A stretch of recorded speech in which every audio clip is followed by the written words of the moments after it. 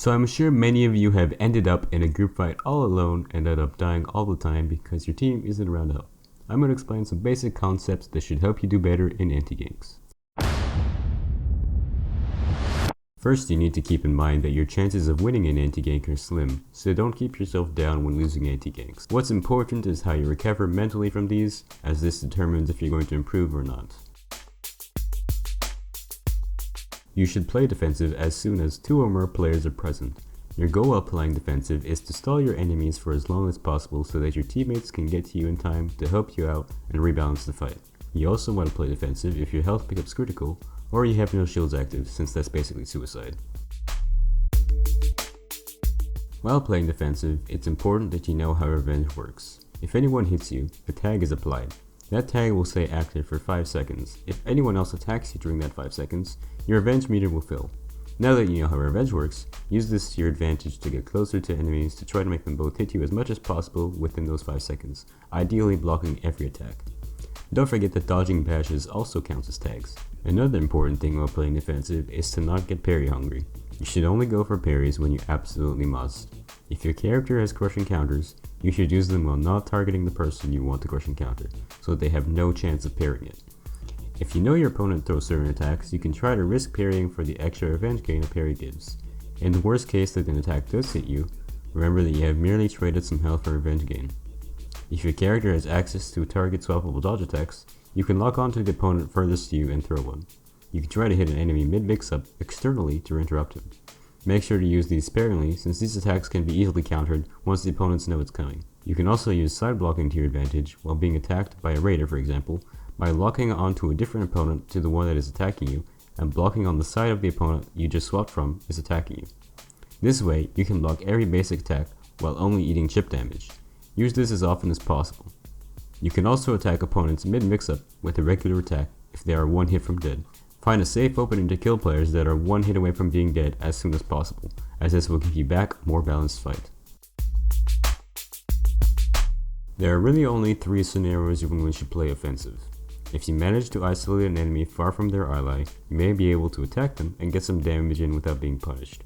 You can also go offensive if you know one player is babysitting and will refuse to attack you while feinting every attack to mess with your indicators, while only the other attacks. In the last scenario, as soon as your revenge meter has filled up, you must go offensive, because while holding revenge, you have the ability to throw a mix-up and safely recover with revenge if needed, which is incredibly powerful. So you finally managed to get revenge, and you're holding it without using it. You need to instantly target the closest hero, the lowest health hero, or the most dangerous hero, like Pirate or JJ. Do not target enemies that are far away, even if they are low health, no matter how tempting it is, unless you know it is safe to do so, or you're locking on them to throw external attacks. Once you have targeted an opponent, constantly throw as many mix-ups as possible, popping revenge in the process, and target swap to opponents that are attacking you for free hits. Do not be afraid to eat damage while you are attacking until your shield is almost completely depleted. You can even try guard breaking opponents that are attacking you for free guard break punishes. Try to avoid being parried as much as possible, as this will slow you down and lose precious time. Now that I've explained some basic anti-gank concepts, I want to run a clip I got while playing Jormungandr while writing small notes over the video of what I'm doing and why, to help you understand the thinking process.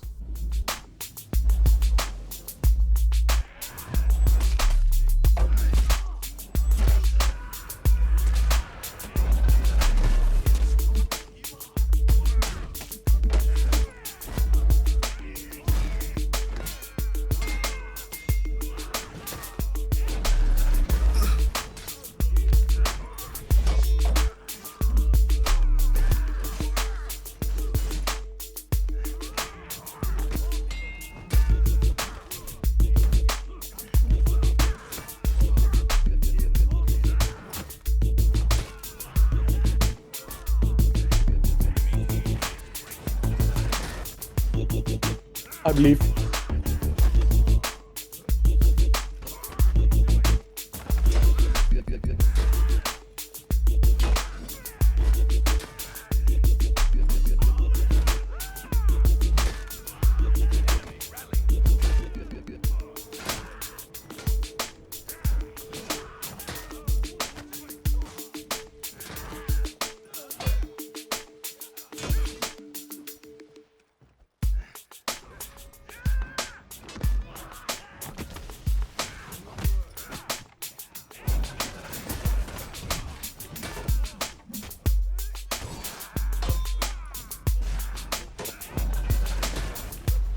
God, Nash is just showing off how stupid the Omen god they can get.